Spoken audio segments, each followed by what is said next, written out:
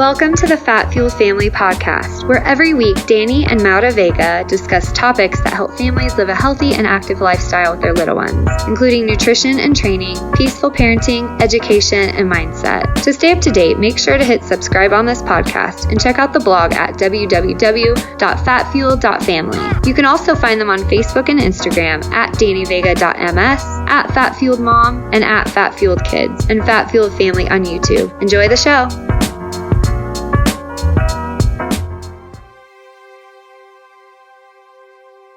Hey guys, we want to take a minute to talk about a revolutionary idea that our friends shared with us in February that has completely changed our lives. For those of you who know us well or have been listening to us for a while, you know how much we love to travel. Imagine having a VIP 4 to 5 star travel experience at 2 to 3 star prices. Imagine getting paid to travel. Well, all of these things have now become our reality, and we can't not share it with our listeners. Now that we know what we know, we will never pay full price on travel ever again. If you're interested in joining us and millions of other people who have been traveling the world and living their dreams, just email us at hello@fatfueled.family for more info. All right, if you guys are joining us live on Facebook, this is our first time doing this. We're super excited about it. We just wanted to go live, and if this works out, then Cool. We'll do it more often. Yeah. If it's a flaming disaster, then Then we'll know. At least we wouldn't have known if we didn't try. So hey, one and done. either way, we learned something. Yep. So welcome to the Fat Fueled Family Podcast. I'm your host, Danny Vega, and I'm joined by my lovely wife, Maura. How are you, my love? I'm doing good now that I went to the gym. Yeah. Just like every other day. She got hers in. I haven't gotten mine in yet. So today we're joined by our buddy Ryan Lowery, Dr. Ryan Lowery. He's the CEO of Ketogenic.com, author of the Ketogenic Bible, president of the Applied Science and Performance Institute, and KetoPhD. His mission is to spread awareness around the ketogenic lifestyle and its many benefits beyond body composition. He earned his BS and MS in exercise physiology and exercise and nutrition science from the University of Tampa, and completed his doctorate work at Concordia University in health and human performance, with a focus on the effects of a well-formulated ketogenic diet and exogenous ketone supplementation on various markers of health and body composition in healthy and diseased populations. Over his career, Ryan has published over 150 papers, abstracts, and book chapters on human performance and sports nutrition, and has dedicated his life to educating the masses. Today, we'll be talking about exclusively about exogenous ketones and their various applications. Welcome to the show, our great friend, Dr. Ryan Lowery. What's up, brother? What is up? Hey, guys. Thank you. It's an honor to be on. Honestly, I was just thinking, like, we haven't had him on. No. Because I was we like, had him on the I was Ketogenic like, Athlete a few times. Oh, okay. I was like, how is I know, this possible? it's a freaking At first, I was crime. like, oh, this is like his second time on. Like, No, yeah, it's a not crime. ours, not ours. It's not acceptable. Literally a year and a half. I'm It's sharing this freaking his live. website gave us a freaking award, and we haven't even Perfect sound. we haven't even I know. had him on. And You guys crush it. You guys So crush that's why it. we had to do something uber special. And By the way, I'm drinking exogenous ketones right now just because I felt like, I felt in the mood. I felt it was appropriate. So yeah, I've been loving those, by the way. I had some earlier today. Yeah, I've been loving those for my workouts and all the things. So, well, we always have to lead off with the question, what is the most critical problem you are currently trying to solve?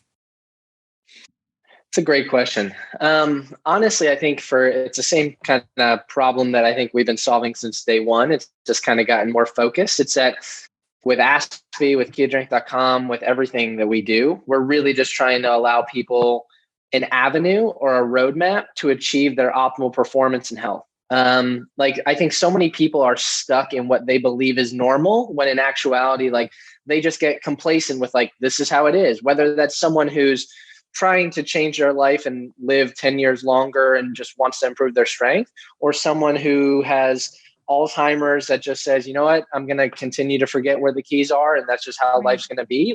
We try and push that boundary and say, that's not how it has to be. How can we come up with creative alternative solutions to make you truly live your best life? I think one of the saddest things in the world is people who go to their grave and never truly come close. I don't know if anyone ever gets there, but come as close as humanly possible to the maximal potential that you've been blessed with. Yeah, man. And, one of the things that I love about what you guys have done from the minute I met you is that you guys have a really good way of educating people and translating the science into a more digestible form for all of these people, because, people don't know what lipolysis is. People don't know what all these other terms are. And so you guys have just done an amazing job. Like, it's definitely like, for me, as the guy who was like, got into keto and then all of a sudden decided I wanted to do this for a living, to learn from someone like you who's done it the right way from the beginning. You guys added so much value and it was all free. And now you got your course and you got all this other stuff that you're charging for a good reason. But, versus me, that was just like right off the bat, I'm just like putting stuff out, not knowing what the plan is. So it's been awesome, man. It's been awesome to watch. Thank you. I really appreciate that. Well, let's start first of all with some background info. So when we talk about ketones, we're referring to the primary circulating fatty acid metabolites, beta hydroxybutyrate and acetoacetate. We know that in the absence of dietary carbohydrate or during fasting, the liver produces ketones, and some of the acetoacetate breaks down to form acetone, and then a bigger portion of acetoacetate made in the liver is picked up by muscle and converted to BHB. BHB seems to play a bigger role with gene regulation, while acetoacetate may have a particular role in signaling muscle regeneration. It's been hypothesized that ketones act as signaling molecules that carry messages to various organs, tissues, and cells in response to changes in our environment. One example may be to ramp up anti-inflammatory processes to repair damage caused by stress.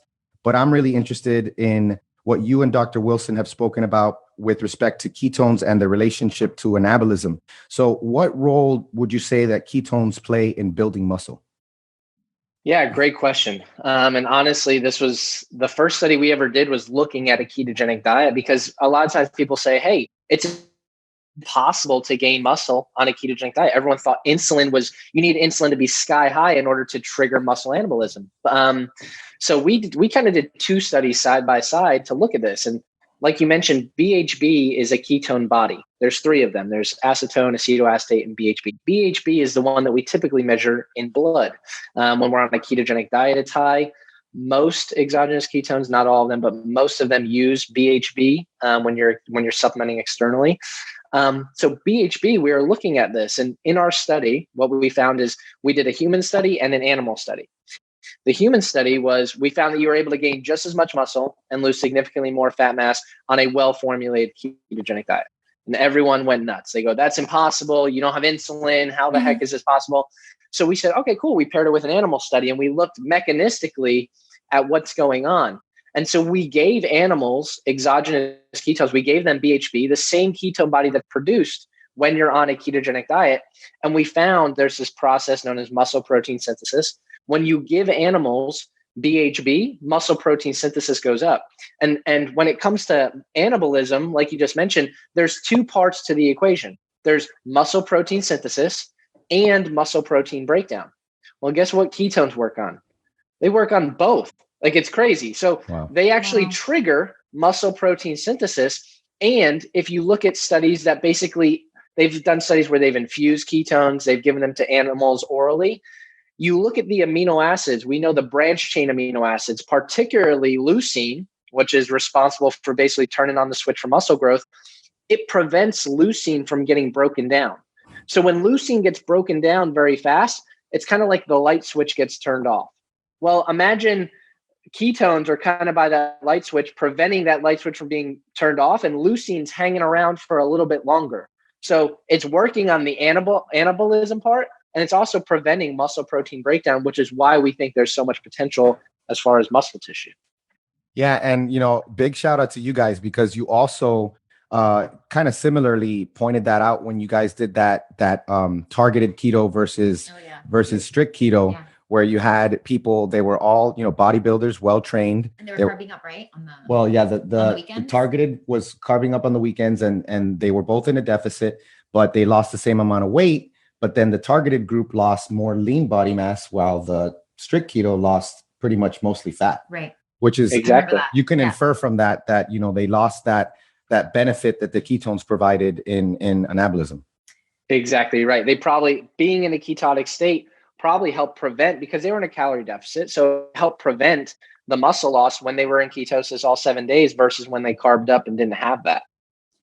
Yeah. I mean, and on that note, we've seen this at this point, we've been doing, we've been following a ketogenic diet for so long that we've seen that just with our own personal experience, like especially Danny. Like Danny requires people like don't understand the way this works. Like I try to explain to them, like especially women, like if you want to burn fat, you have to put on muscle. Like putting on muscle is the best way to run like a super hot fat burning machine. Just take Danny. Sometimes you can literally feel the heat coming from Danny. Like, I'm not even joking. Like I'm like, dude, you have like an aura of like heat that just like comes off.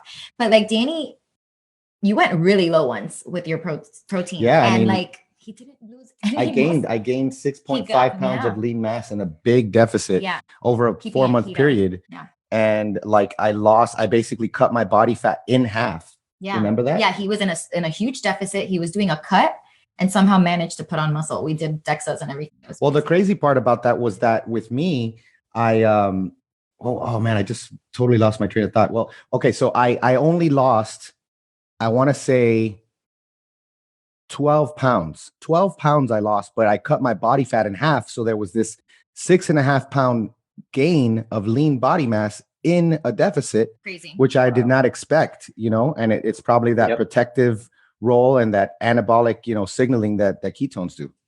Exactly right. In the face of like that advice of like, oh, you can't burn fat and build muscle at the same time. Like, well, obviously you can sometimes, like under certain circumstances. I don't know how well it would work for like women with like our hormones, but even for me, like I've noticed I run a deficit most of the time and I don't seem to lose muscle.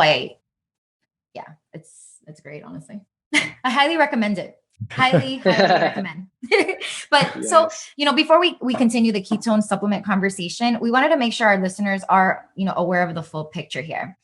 Based on what we know about the metabolic differences between endogenous and exogenous ketones, it's important to know, especially for people with insulin resistance, that just relying on ketone supplementation without the carbohydrate restriction part of it can be problematic, because these supplements seem to suppress fat burning and increase insulin. What would you say to someone who is insulin resistant and wants to, start supplementing with some exogenous ketones?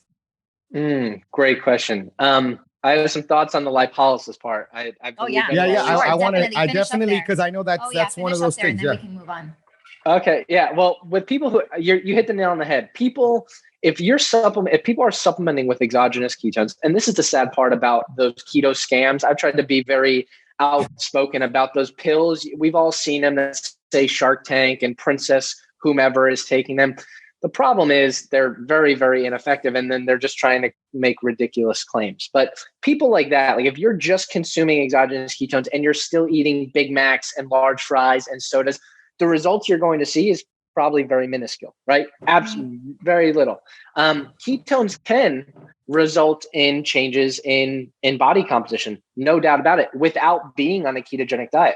Two very simple ways. One, exogenous ketones have been shown to increase brown fat, brown adipose tissue, which is very important for metabolism, thermogenesis, things like that. And two, probably the one that everyone would recognize is when you supplement with exogenous ketones, it impacts ghrelin inside of the brain. It's acting on certain neurotransmitters. So most of the people that I know that supplement with exogenous ketones, if they consume exogenous ketones in the morning, guess what? They're not eating lunch until 2, 3, 4 o'clock. And so it's like helping them with their fast. It's a very low calorie load because ketones are a very small amount of calories. And so guess what? Instead of having a big lunch, it's just helping them fast longer. So they're eating less. So it's helping them through that process. That's really how that process works. But with lipolysis, it's the number one question probably I get all the time with exogenous ketones is if I consume exogenous ketones, won't that decrease endogenous production? And for people that don't know, endogenous is our body. It means inside. It's how our body makes ketones when we're on a ketogenic diet, when we're supplementing with like MCT oil, stuff like that. That's endogenous. Exogenous is supplementing with ketones. The answer is yes, with a caveat. From what we've done, and we had a whole section on this in the Ketogenic Bible, because I was very concerned about this as well, being someone who's been on a ketogenic diet for probably close to a decade and supplementing with exogenous ketones for probably the last 4 years. I was like, damn, am I like kind of destroying what I'm trying to do with a ketogenic diet? The answer is it depends. So for example, we've played around with a lot of different exogenous ketones. Ketone esters, for example. Most ketone esters are like 30 mLs or 20 to 30 mLs, which is like 20 to 30 grams. When I take a ketone ester, my ketones skyrocket. Like I go to like 3-4 millimoles, like insane. At that level, you do see an increase in insulin, which eventually will will stop lipolysis and bring you down. What we've seen is anytime you go over 3.5 to 4 millimoles is when you get that little bump in insulin, when you get that decrease in lipolysis. Anything underneath that, you don't see it. And we've seen that over and over again in the literature. You won't see a decrease in lipolysis with even, like, for example, with most exogenous ketone salts, you're going to get a bump of about 1 millimole, maybe 1.5 millimole. So for someone like me, I tend to sit roughly around 0.8. So I might go up to 1.8, maybe 2. It's not going to hinder or trigger a decrease in lipolysis or a bump in insulin. And just, we don't see that in the research. Yeah. I again, shout out to you because I'm totally remembering the book and the 3.5 and you sharing the research that showed that how there is not, because there's that, okay, how is it lowering blood sugar? If ketones are going up, we're lowering blood sugar, but it's only when you hit that point, like you said, 3.5, that insulin's triggered.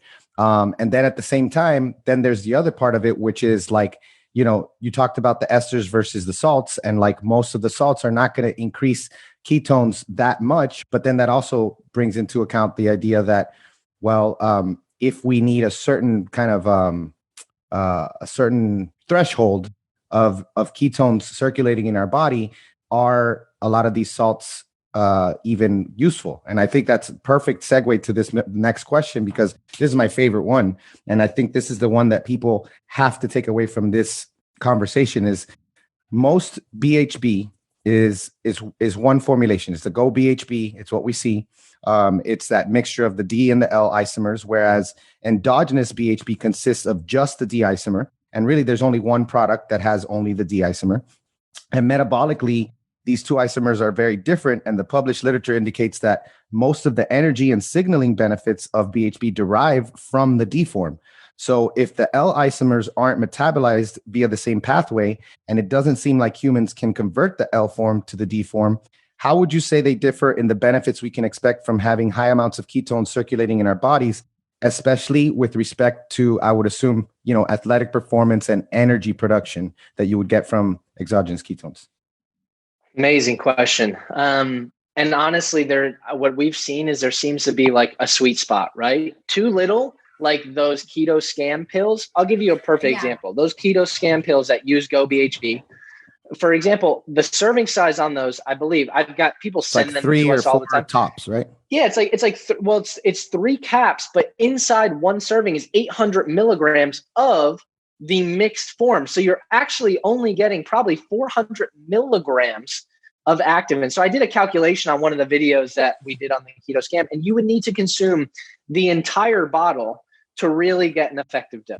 Like that's how little is within that.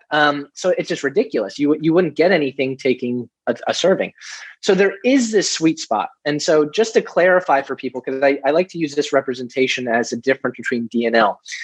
Imagine like this is what it means when there's isomers for people that are like, I don't know what D or L or R or S.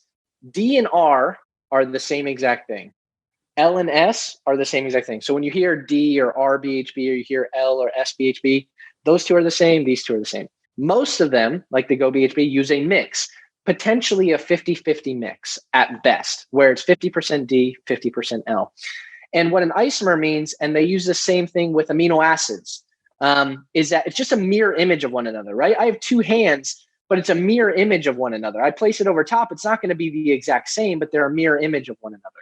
The same thing, that's what isomers are. They're mirror images of one another. The challenge is only one of them is having an effect, and that's the D form. I've challenged my colleagues, and from everything I've read in the literature, there's nothing to show that there's any metabolic effect whatsoever from the L. In fact, the only thing that you've seen published in the research is that L actually gets favored for fat storage, right? Storage of fat. So really, it could actually be doing more harm than good. And we have research, we have yet to publish it, that seems to indicate that the L is actually causing inhibition of the D. And I use the example of explaining like a key in a lock, right? Imagine we all have keys to enter our home, right? Well, there's one key on your key ring that goes inside that lock and opens up the deadbolt. There might be some keys on your ring that go inside the lock, jiggle around a little bit, but it doesn't open it up. The D form is that one that goes inside the lock and opens up the deadbolt. But guess what? When you have an L, imagine it's one of those other keys that's sitting inside the lock, but it's not opening up the door. Well, when D comes around to go open up and get inside that cell, it can't. There's inhibition. There's already a key in there that's blocking it from being able to be utilized. So what we see is like when you give the D form, say, for example, you give 5 grams of DBHB, you get a spike. If you were to give 10 grams of DLBHB, you would expect that spike would be half as good, right? Because you're getting 50% of the D. We actually see it somewhere around 30 to 40%. Wow. So there's likely some inhibition going on, which is what drives me crazy about these companies that are using the mixed isomer.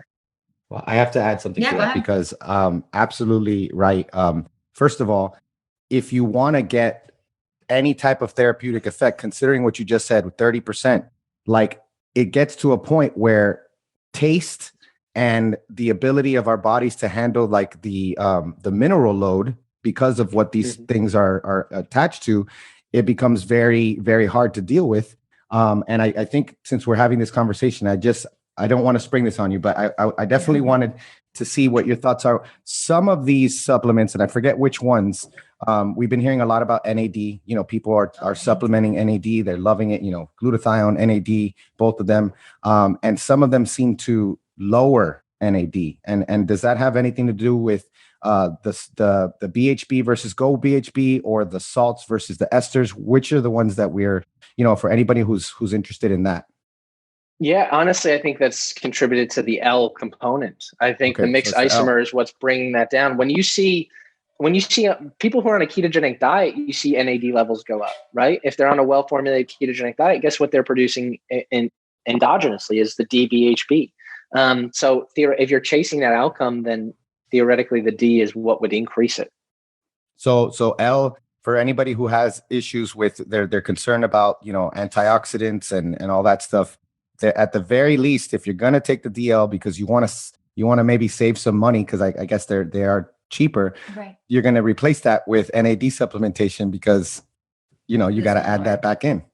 Right. And people say this all the time. I say if you're taking a DL salt, you would need to take at minimum 2.5 times the dose of a regular D because you have that inhibition. And with that, like you said, comes the salt load. And the problem with a lot of these, because everyone is so afraid of salt, most people do not know how to formulate. So most of the exogenous ketones that are out there are really high because the way exogenous ketone salts work is they have to be attached to one of 3 minerals: sodium, calcium, or magnesium.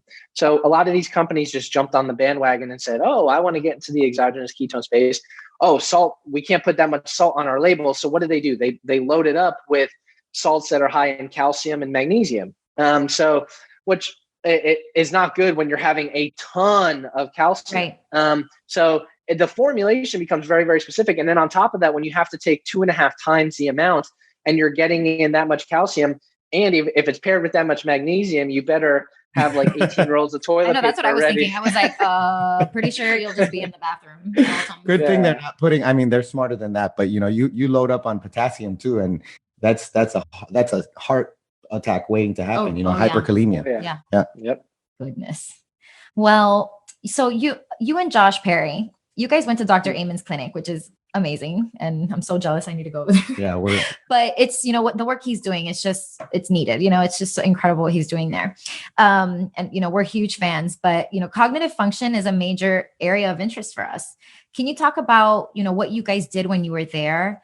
And talk about how exogenous ketones may help those with compromised ability to create ketones naturally. I'm specifically interested too, if you want to, comment on, like, for me, what was so interesting was the fact that, with his brain scans, that his ADHD pretty much went away, but he didn't ever feel that like high, not a high, because it's not like a high. It's that cognitive boost. Like Danny feels that all the time with ketones. I'm like, nope, not me. Like with esters. I don't feel it with none. So I just feel maybe more balanced, which is so interesting. So yeah, if you could speak on that a little bit, I think that would be interesting. Yeah. So we went to his clinic and I wanted to test. I'm like, listen, if I want to see what's going on, what it's doing to the brain. And they had no idea. They're like, they did not think they were going to see anything. They're like, listen, we have people that come in, get a brain scan, and then they have to do something for like 8 weeks or 10 weeks at minimum. And then they come back. And I was like, I just want to see. They're like, wow. We're telling you, you're not going to see anything. So we did a scan on Monday. Then on Wednesday, we came back in, literally drank exogenous ketones 30 minutes before the scan, and then retested, went through everything. And for me, what was interesting is I do get it like a feeling of like more focus when I take exogenous ketones. But for me, like what they noted in my brain was on Monday, it was just like, and this is just me being entrepreneur, going around all the time. My brain's just like very busy. Like it has very, a lot of difficulty, like being present, focus all the time. And on the second day, when they did my brain scan after consuming the exogenous ketones, he found it was like more stabilized. Like I wasn't all over the place. I did like target tracking and I was able to hit more targets. I was able to see more circular motion, stuff like that. I was just more like calm and focused, which was really, really interesting. That's super cool. So cool. They don't have really, they're measuring like activity. They're not looking at GABA and blood flow. They're not looking at GABA and what's the other one? The excitatory, glutamate. They're not looking at that, but it's probably, is that probably the mechanism of action? Like increase GABA, decrease or decrease glutamate? Likely, yeah. Like we know that ketones rapidly get taken up by the brain. The question is just how are they working? That's what we think right now, based on especially the studies that we're starting to see in individuals with traumatic brain injury. Like that's that's a focus for us, is looking at that. I'm actually sitting on a dissertation board for a student who's about to do his dissertation on solely use of exogenous ketones in post-concussive syndrome and just see what happens.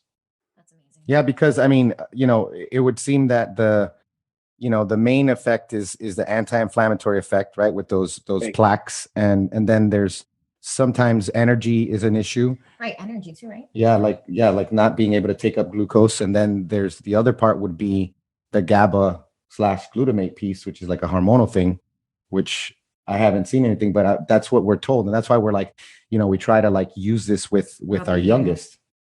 Right. And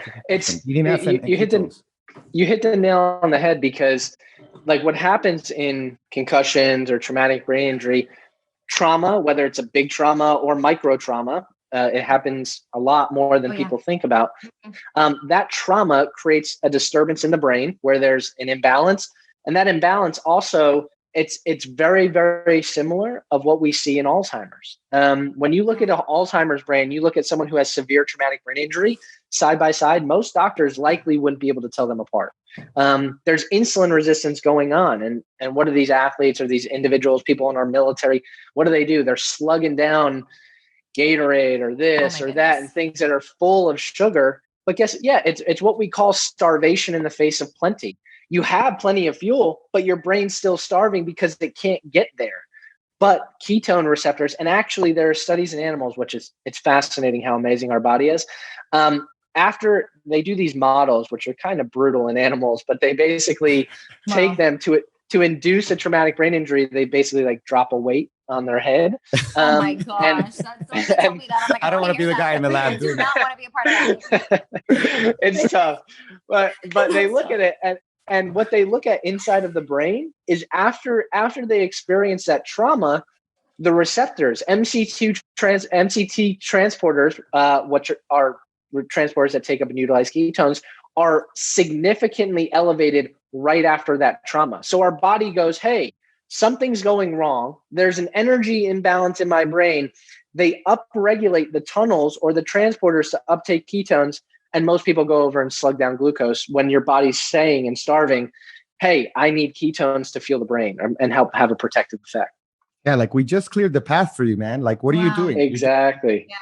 Yeah, that's brutal. Now, this one is really interesting for me. There's like this question has so many parts to it that like I couldn't even include, but I included a few parts. So hopefully you can help clear this up for me. So I loved this study, and we were both at the 2019 Metabolic Health Summit when Dr. Ludwig spoke about this study, the one where the BMJ one, the one that he published in November 2018, where they showed that with every 10% reduction in carbohydrate intake, there was an increase in caloric expenditure of about 52 calories.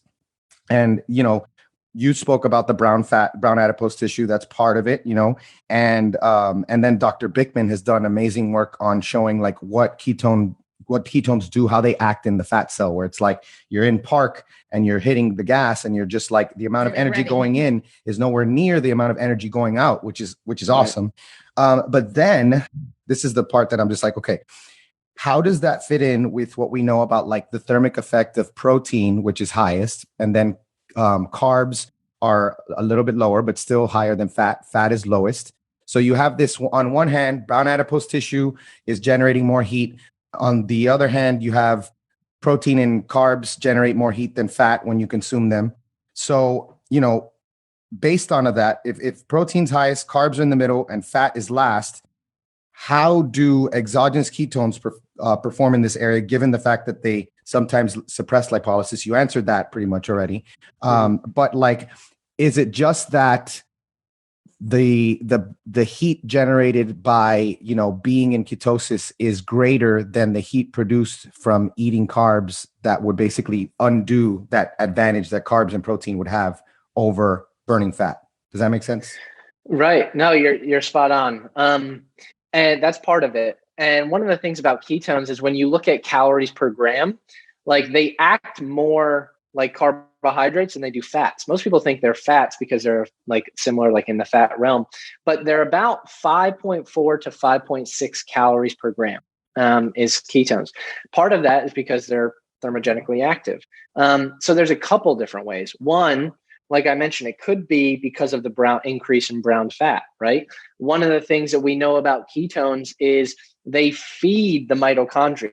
You look at studies, there have been multiple studies, infusion and oral gavage studies in animals, where they've given this and they've looked at mitochondrial expression, things jumps through the roof. So not only repairing mitochondria, but actually increasing something known as mitochondrial biogenesis, the formation of new mitochondria. That alone is going to ramp up your metabolism when you have more mitochondria. Some people, like there's a lot of people who are now talking about the importance of mitochondrial health. It's really kind of one of the reasons why people start to have disease and decay is because their mitochondria start dying off, and the factory or the machinery that is basically fueling our bodies isn't working right. So we need to make sure that that's optimized. So that's one way. The other way is, like we talked about earlier with muscle, like helping spare and keep muscle tissue, we know is very thermically beneficial for our body composition and overall. So I think it's a combination of different things. One of the studies that we're about to start, hopefully in December, or maybe December, but hopefully earlier, is we're actually going to give 3 doses of exogenous ketones. And we're going to look at safety to see how high we can go without any negative impacts. And I think 3 would be fine for most people that are active. But we're also going to look at something known as NEAT and be able to track people's NEAT, because I think that's something that goes up as well. Non-spontaneous movement, right? People, when they feel better, they have a better mood, they're having more fuel to their brain, they're going to move more, right? Yeah, they're going to go outside for a walk. Naturally, they're going to move more. So I think all of those pieces are contributions to what you're talking about. That makes a ton of sense. Like, first of all, remember when we first started, like in 2016, we would like park further from the store because we felt those like are the good days. Like I feel like you gotta get used to it or something. Then you get like more, like you like, I need more. Like, yeah, well, of course. Like you're just used to feeling good now, so you're like, now I need like ultra, like limitless. Like our new normal is like where we just the new normal is amazing, but like I remember that. That was amazing. And then like the other part that I just like was thinking about as you were talking is like, you can have someone come on here at the same time as us and debate us about this whole situation, talk about like, caloric restriction and all that other stuff. But when you put like a 2-column thing and you put what happens to our mitochondria? What happens to this? What happens?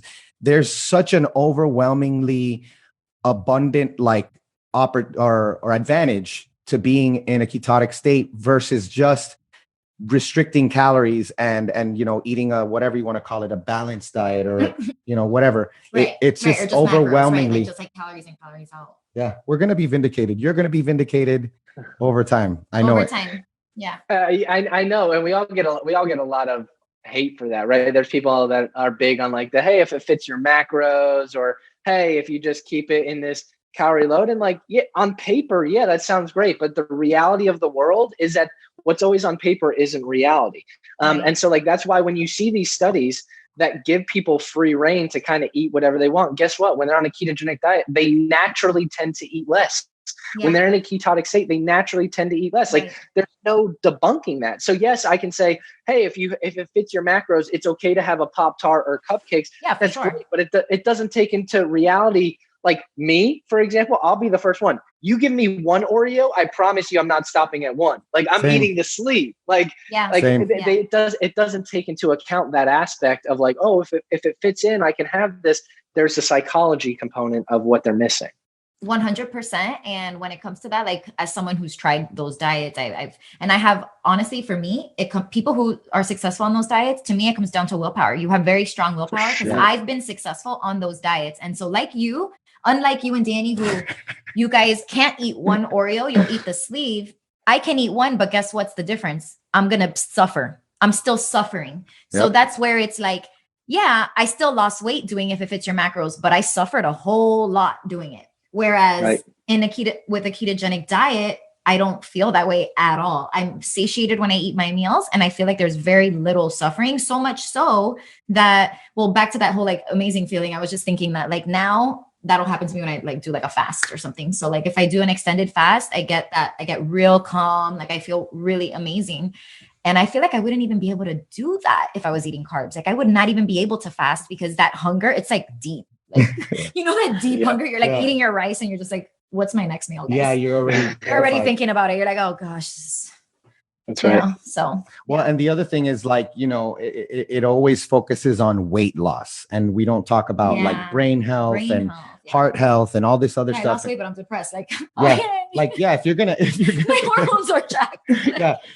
And you look, your skin's kind of different. And it's funny because that's really where they want to frame it. They want to keep the conversation just there. Yeah. And it's just not, it doesn't even compare. So one claim about exogenous ketones is that, they help people who are just starting out a ketogenic diet experience that feeling we're talking about, the ketosis way before they're actually adapted.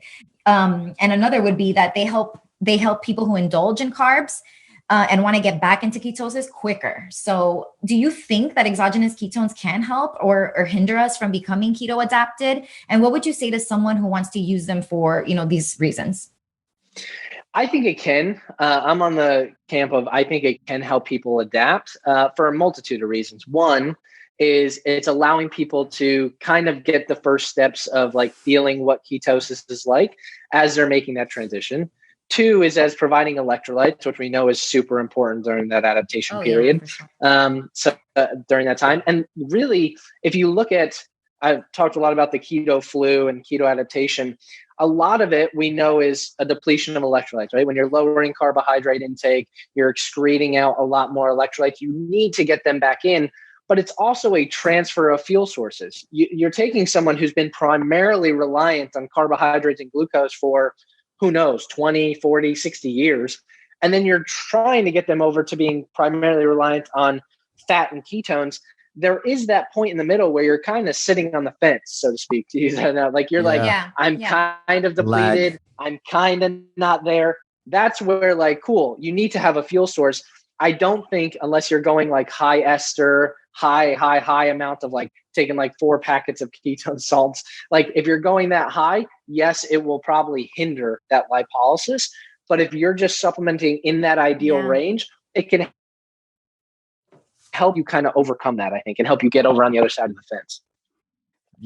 That's a really good point, because it's a usable exogenous supplement that, while you're getting fat adapted, it's the worst, like in the beginning, you're taking out these carbs and it doesn't. That's what I'm saying. It could have helped me remember how bad I was. Oh my gosh. I think another one that I've spoken about too is UCAN, for that person who wants to use something exogenous that their body could automatically use, because it's not going to trigger insulin. It's not going to increase blood sugar, and it should be able to be used based on the literature.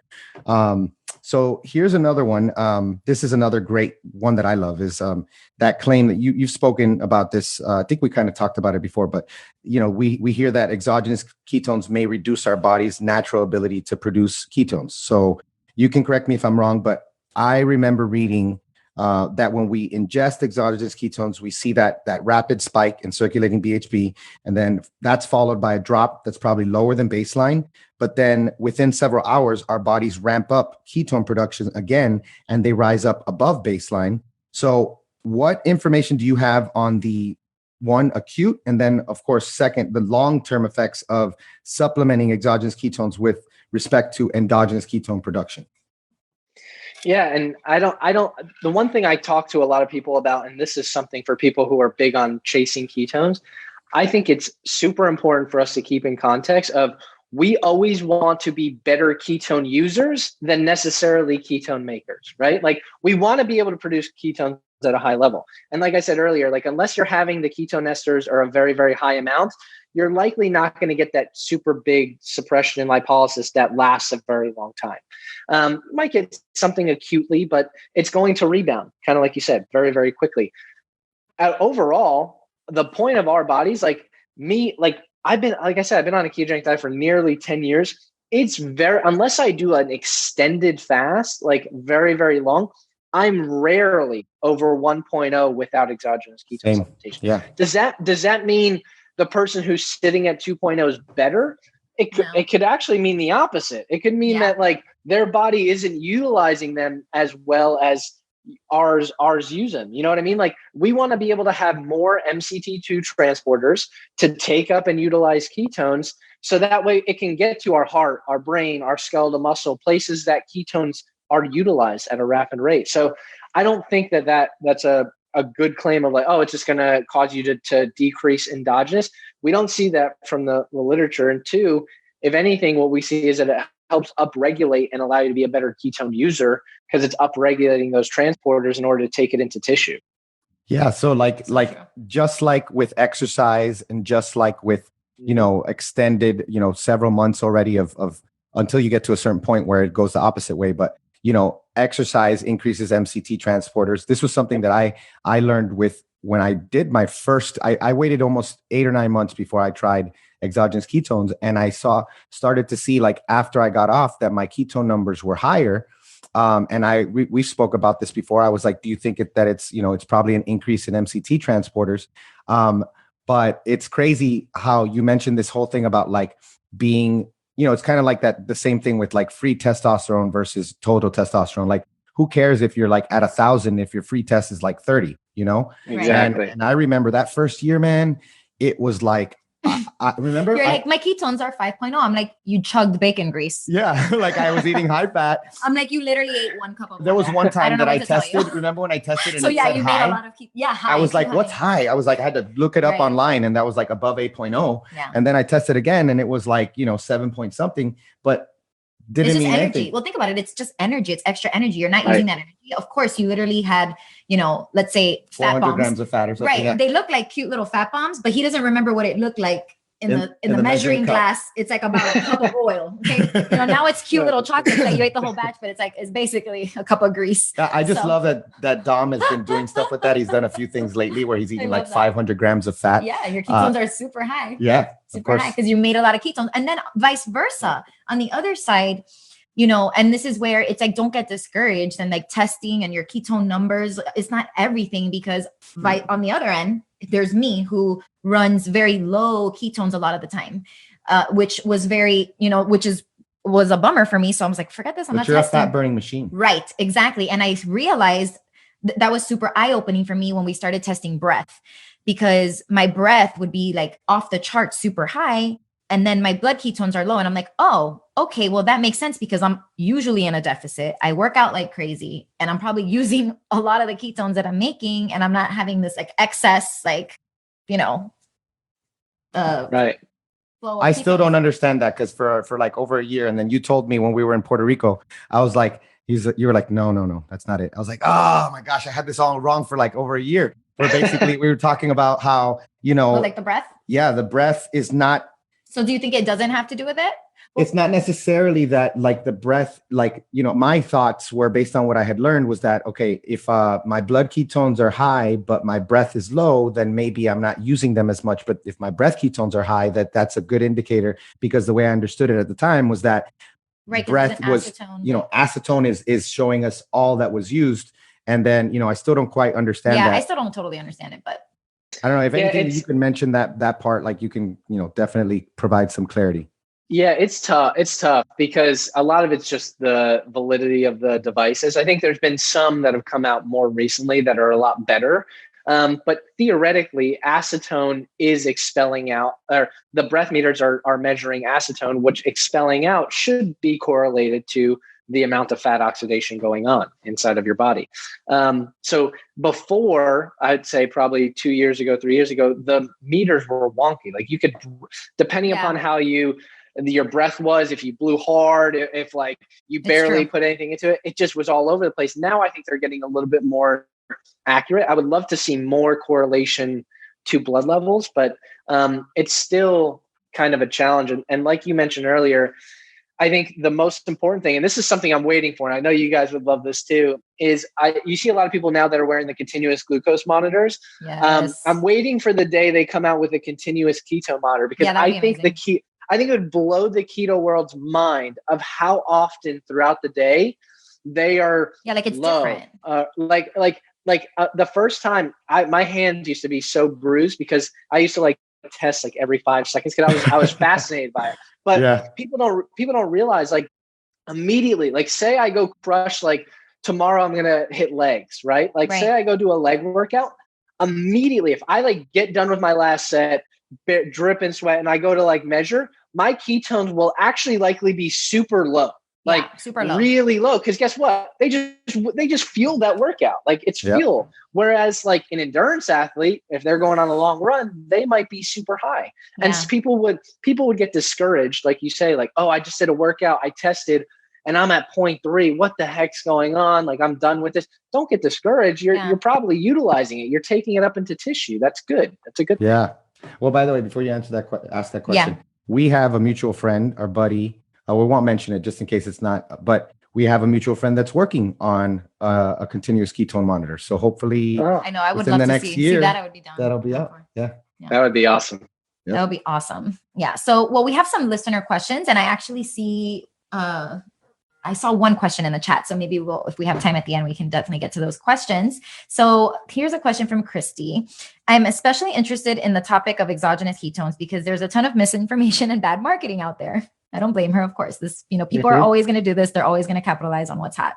I did quite a bit of research on the use of exogenous ketones for athletics, and most of the research is done in aerobic endurance exercise. A systematic review by Margolis and O'Fallon showed that there really didn't seem to be much benefit to exogenous ketones use in cycling and running type sports. I have yet to see a lot of research in other areas, but what do you think would be a sport or type of athlete that could benefit from exogenous ketones, and why?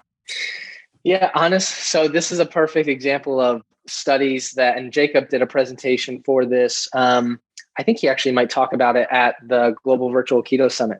But he talks about this a lot.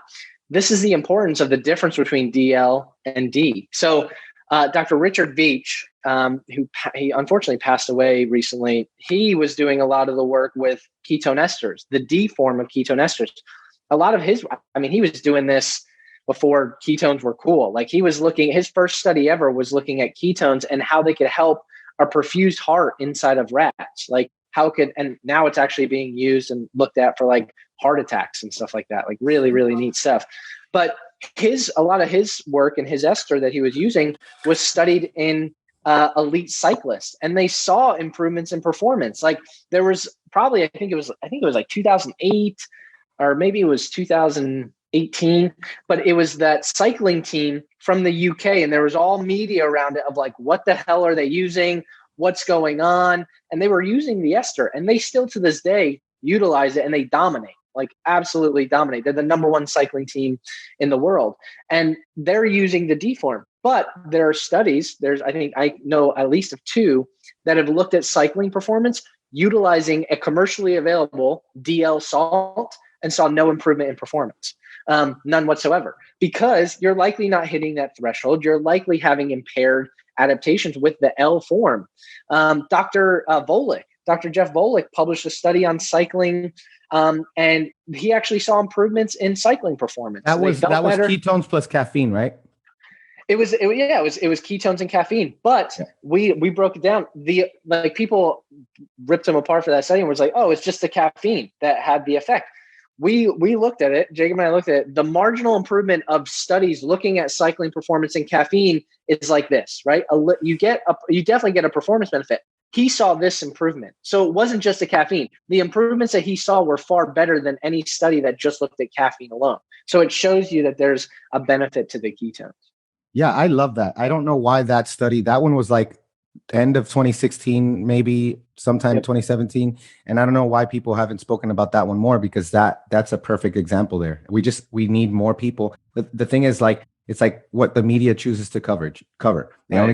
It's the same thing. What does the science community choose to study? You know? Right. Exactly. Who's gonna fund them? Right. So, all right, here's another listener question from Trevor. First one, he has 2. I'll ask the first one. He's like, I've heard exogenous ketones are not good while fasting for weight loss or autophagy.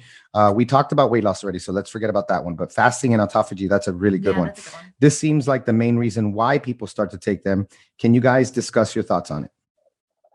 Yeah, really interesting question. And our friend Mike Mutzel talks a lot about autophagy. He's like the expert on autophagy. But I think people get hung up on autophagy from like, I need to fast 18 days in order to get autophagy. Like, trust me, go do a Wingate or go do sprints. You're going to get more autophagy with that than you will get in 60 hours of fasting or 50 hours of fasting. Like, the thing that they can help, certainly, I have a very different opinion than most people on what breaks a fast. There was actually a study done early on in the 70s where they infused fat, just straight fat. I love that one. And they looked at people, compared them to people who were just dry fasting. No differences in insulin, no differences in ketones, no differences in their response. Wow. So the metabolic response to fasting isn't driven necessarily by calories, but more by the insulin load and the carbohydrate and glucose load that ultimately blunts lipolysis. So if you're having ketones, as long as there's not fillers like maltodextrin or some other things in there, like, you're probably fine. You wouldn't negate that response by any means. And theoretically, it would allow that person to achieve a longer fast, which would upregulate it to autophagy longer, right? They'd go a longer period before they go and eat their lunch or dinner. So that's kind of my thoughts on it. Yeah, I love that. Sense. And I'll just say, like, most people, I know that there are a lot of us who are really focused on brain health and managing something, but most of us are not. Most of us are fasting because we want to burn more fat. We want to lower insulin. So if that's why you're doing it, have at it with that fatty coffee, go for it. Right. I actually do it for the brain thing. Oh yeah. I'm like, for once I'm calm when I fast. I'm like, oh my gosh, is this what it feels like to be normal? So cute. Me too. Like I feel best in the morning. Like, I literally tell my team, I'm like, the morning is like my crunch time. And I feel if I eat breakfast, like, I eat breakfast every Saturday. Saturday is like my day to like enjoy my like breakfasting, but I don't get any work done. No. Like, there's no shot that I'm going to eat breakfast and then go be productive. It's like no shot. Yep. Oh man, I'm just like you, Ryan. Like, and it's so hard for me because sometimes like my kids, I have to make them breakfast. And like the worst thing ever is when you're trying to fast or like they hand me like, they're like, I'm done. And it's like an unfinished, perfectly cooked piece of bacon. And I'm like, I'm just trying to fast so I can focus on anything, And let me tell you, because I am a grazer. So let me tell you, you can't even take a bite. I did I'll do a bite sometimes and I'm like, that's it. Like, that's it. You totally ruin it. Like, and it's true. I can't focus. Like when I eat breakfast, I'm so sluggish. Like I'll get nothing done. Same. I have to. All right. So we have another question from Trevor, but you know what? It's perfect because it kind of goes with another question that we have here. So he also asks that he heard exogenous ketones are great first thing in the morning, before a fasted workout. And then he says any other applications that excel, which is great because Giovanna in the chat here on Facebook also asked, what conditions, like, would it be appropriate to use exogenous ketones, like any other applications like that? Great question. Honestly, I look at them as a tool, right? They're a tool in the toolbox. It's not a complete replacement of I'm going to go eat 18 Big Macs and supplement with exogenous ketones. It's not the intent. You're going to just waste money. But they're a tool. And so for me, for example, I'll give you, my routine is like, I usually wake up in the morning. I actually use electrolytes and exogenous ketones. I combine the two because I like, my body craves salt. Like I need a ton of it. So I have both of them together, and then I'll go crush a workout. Typically I'll do the caffeinated ketones in the morning. And then if I'm having like a long day, I usually do like a pick me up somewhere around like this time, like 1, 2 o'clock. I'll usually do an uncaffeinated version, or else I won't be able to sleep because I'm just super sensitive to caffeine. Same. I do an uncaffeinated one in the early afternoon, and like that usually gets me through to dinner. Like so that way I'm like laser focused. If I have meetings at 3 or 4 o'clock, usually I'm kind of like coming down by then because I've been cranking since 5 o'clock in the morning. That's like my pick me up sort of thing. So it really just depends on your day, your application. But for me, I use it a lot more for like getting a good workout in the gym, and then the mental focus and the clarity. Okay, I want to be selfish now. Oh, I was going to ask something about my kids. Well, before you ask, can I be selfish? Sure. Because we're on this topic. I do the same thing.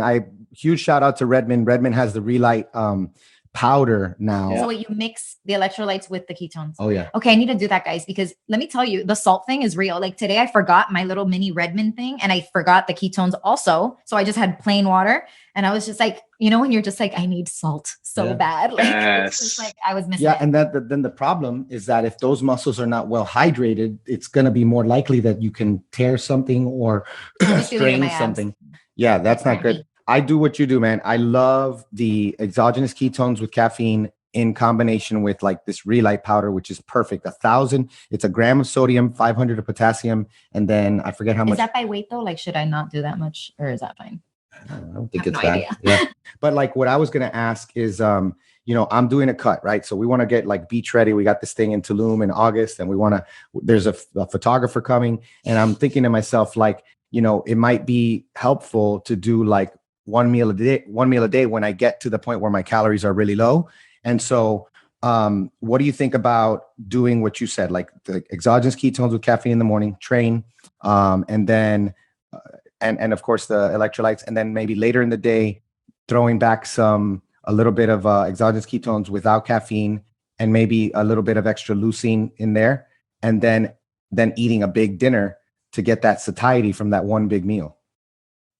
I think it's a great strategy. I love, and this is kind of how I approach my days, is like, I love calorie cycling. So like there's some days like I do a fast from Sunday night to Monday night. I just do a typical, and it's basically just a ketone supplemented fast. And then I'll have my dinner Sunday or Monday night.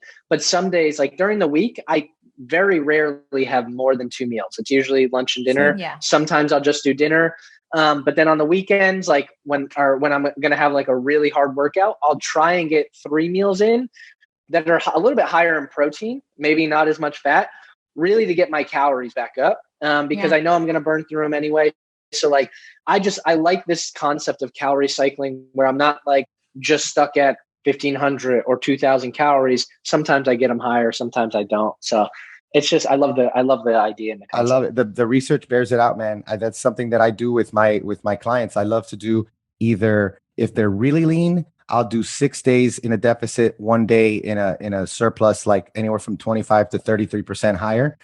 Or if they're more have more weight to lose, then I'll do like 11 days in a deficit and then 3 days in a smaller surplus. And that, of course, that has implications for ghrelin, that has implications for metabolism, so that's a good one. Shout out to Ray Vega, Danny's dad, because he well, first of all, he's watching, so I love it. Always got to give him a shout. What's up, Pops? I love it. And he is shocked he's shocked to find out that he's also very sensitive to caffeine. So we're going to have to send him some decaf ketones. He called it decaf ketones. I love it. All right. That's what great. Do you want to finish or you want to answer? Well, let's see. More questions. Do you got maybe 5-10 more minutes, brother? Let's roll. Awesome. All right. Yeah. We got just a few more questions. So the first one, someone is asking, can ketones be considered doping? That's a good question. That is a good question, I guess, if question. you're going to be doing any of these sports that they're because caffeine is like maximum 500 milligrams. Yeah, because even caffeine, I know they regulate. So it is a legit question. It is legit. They're not on the banned list. There's multiple athletes that are taking them all over. So they're not on the banned list. You wouldn't pop for them. As long as you're getting a reputable source, because the problem, I especially get worried about those pills. Like, you don't know where they're coming from. You don't know who's contacting them. I get contacted in emails, like people think we're selling them. And I'm like, how did you even get my information? Like, that's what I'm saying. Why did they get my information? We must have gotten someone sold our stuff, dude. Yeah, someone sold it. It's unbelievable. And I feel terrible for these people because most of them are older people who are spending a good chunk of money, but like and people always send me pictures on Instagram. They're always like, is this the one? Like, I saw your video on YouTube. Is this the one that is a problem? And I'm like, yes. And they're like, can I still take it? I'm like, if it was me, I wouldn't, because like, I have no idea what's in it. I have no idea where it's coming from. Like, that's the level of trust you need to have when you're putting something inside of your body. You should always have a level of like, what's in it? Where's it coming from? Is it legitimate? Is it science backed? Is there any research on it? These pills are just nonsense and they drive me crazy. But as long as it's legit, you won't have any issues. Nice. Okay, now you can ask your kids question. Oh, I was just going to ask, I guess, for the kids, for ADHD, attention issues, or even for mood stuff, like, what do you suggest? Like, should they, I guess, I don't know, like the dosing or something? We're not recommending. We don't recommend it. Everybody has to talk to their pediatrician about this stuff. We consulted ours, but gotta cover your butt. And he's pretty cool. So he's awesome. He's part of the tribe. But yeah, how can they help kids, when it comes to this stuff? Like, can kids safely use these ketones? What do you guys have to say about this stuff? For sure. We're actually about to start a study in July, looking at kids and ketones. I would say, obviously you have to consult with your doctor, but it would have to be on it's scaled down, right? Like, there's a lot of people who I get reached out all the time, speak at events, that people are using them with their kids, but they're giving them half the dose, right? They're not consuming a full packet or a full serving. They're consuming half the dose and they're just playing around with it, like lightly introducing it to their kids.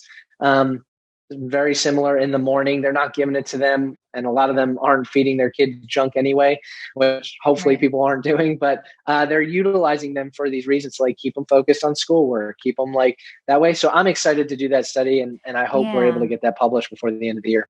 Yeah, I'm excited to hear that there's going to be a study, because that's what we need. We need some information and stuff like that. And I totally make the kids gummies, because that's a great way. Love it. Here and there, like, here, have a gummy.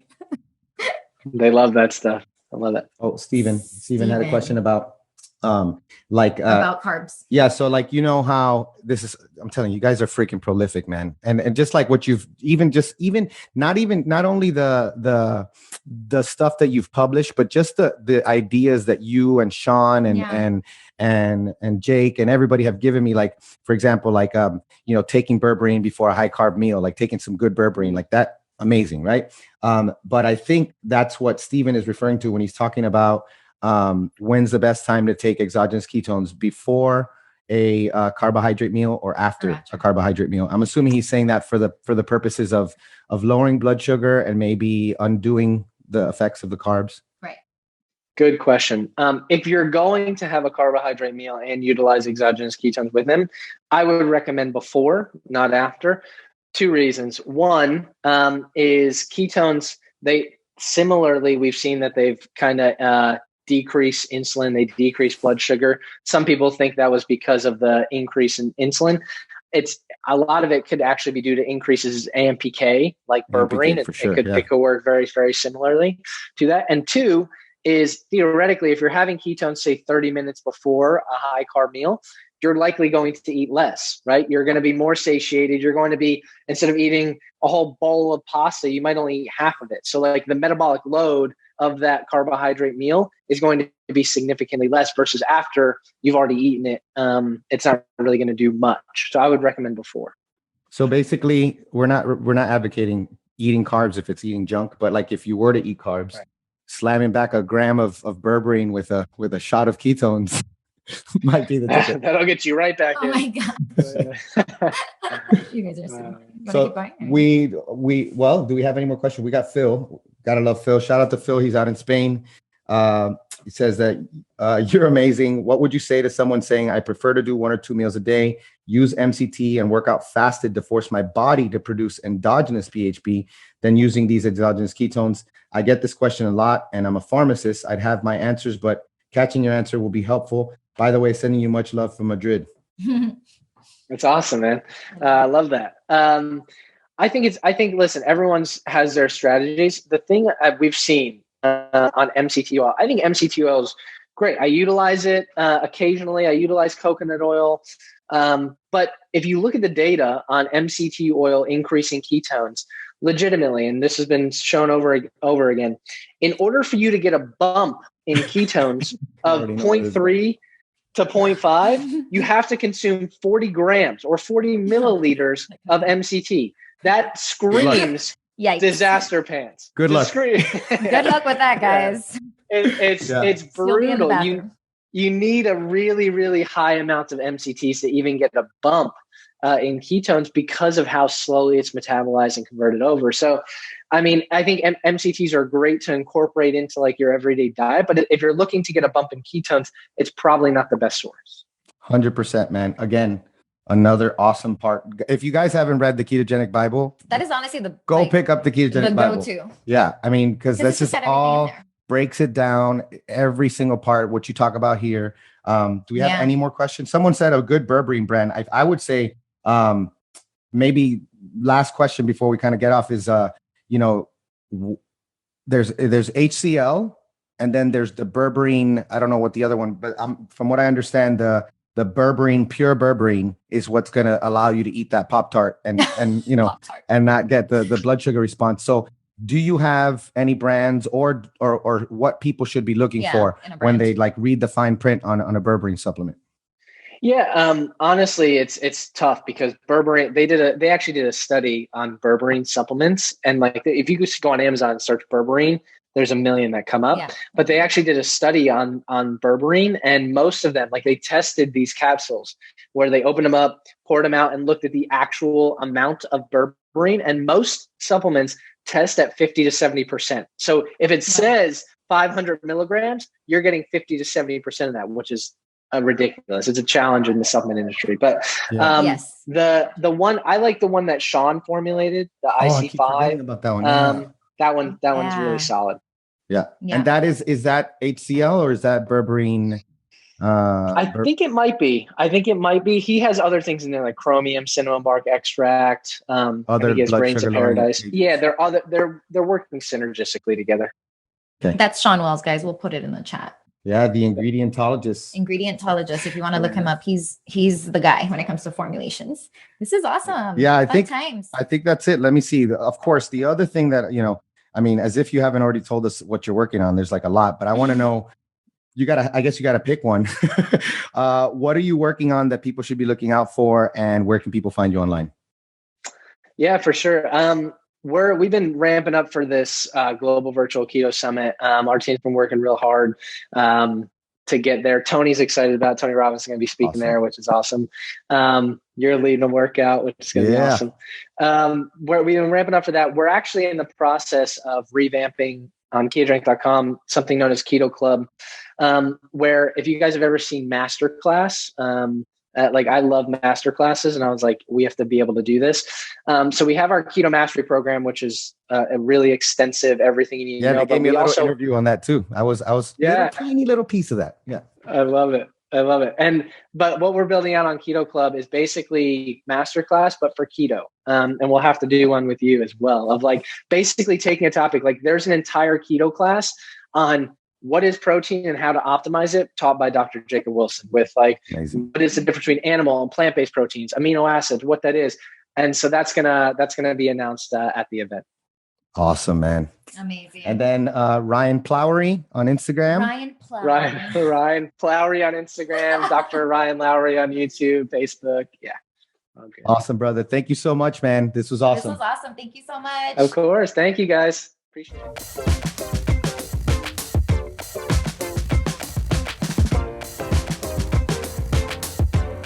Hey guys, we're going to take a minute right now to tell you about one of our amazing sponsors, Santa Cruz Medicinals.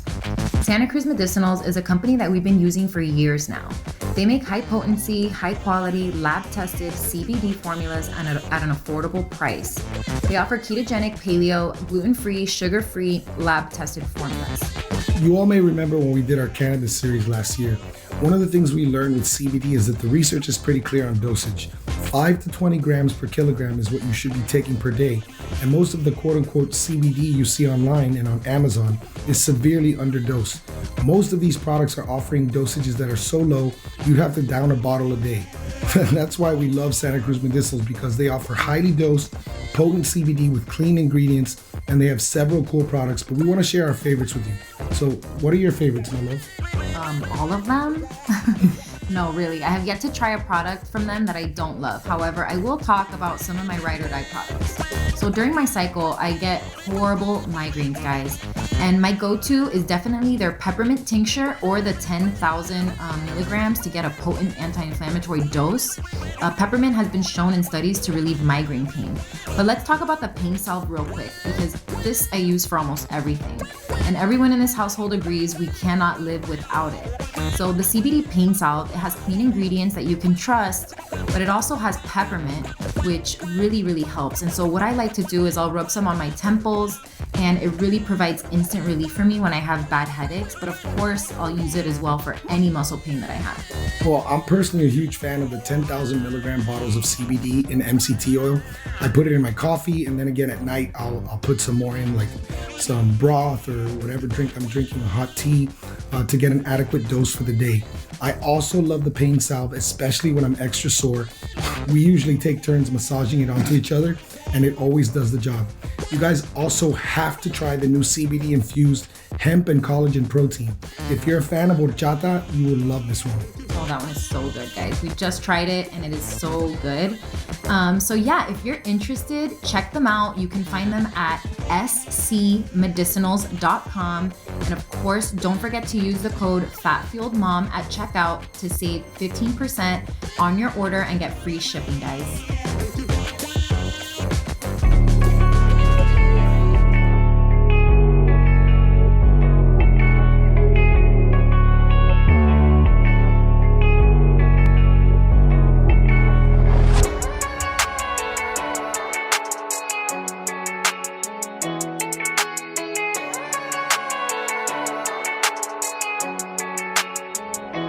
My God is a big God, he's a great God, he's a big God, he's a great God. Yeah, he's greater than the rest.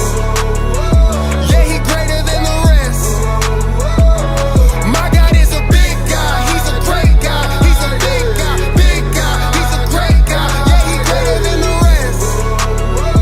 Yeah, he's greater than the rest. This is history in the making. I'm going to all the nations through trials and tribulations. I'm overcoming temptations. I'm Michael Jackson bad. I'm dancing on top of Satan. I'm sitting patiently waiting. I'm love, devil be hating. In his presence I just engage in. His faithfulness is amazing. My past he rearranging. My future I gotta claim it. For victory for the taking. His words are my meditation. He bring peace to my soul like he feeding me medication. My God is a big God. He's a great God. Yes he is. Big God. He's a great God. Yes he is. Big God. He's a great God. Yes he is. He's a big God. He's a great God. Yes he is. My God is a big God. He's a great God. He's a big God. Big God. He's a great God. Yeah, he's greater than the rest. Yeah, he's greater than the rest. My God is a big God. He's a great God. He's a big God. Big God. He's a great God. Yeah, he's greater than the rest. Yeah, he's greater than the rest. I just about in the vine. He turning my water to wine. They tell me I'm out of my mind. Stand alone and I'm waiting in line. The storm is coming, but I'm fine. But most of these bitches is lying. You know we headed to Zion. I got the heart of a lion. I got to realize why we alive.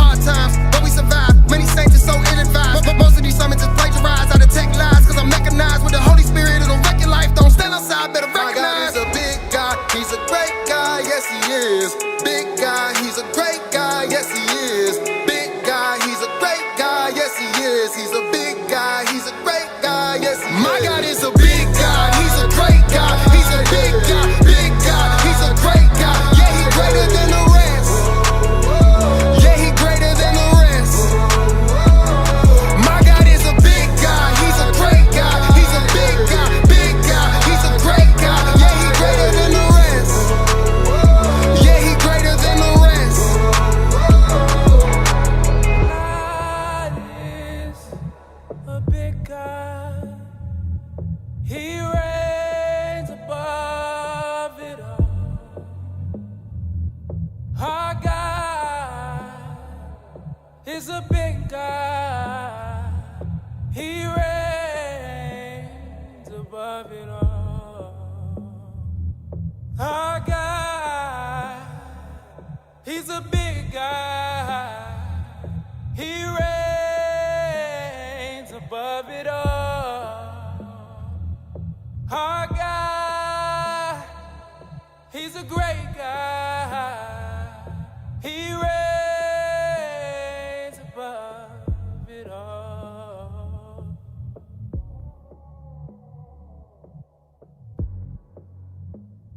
Above it all.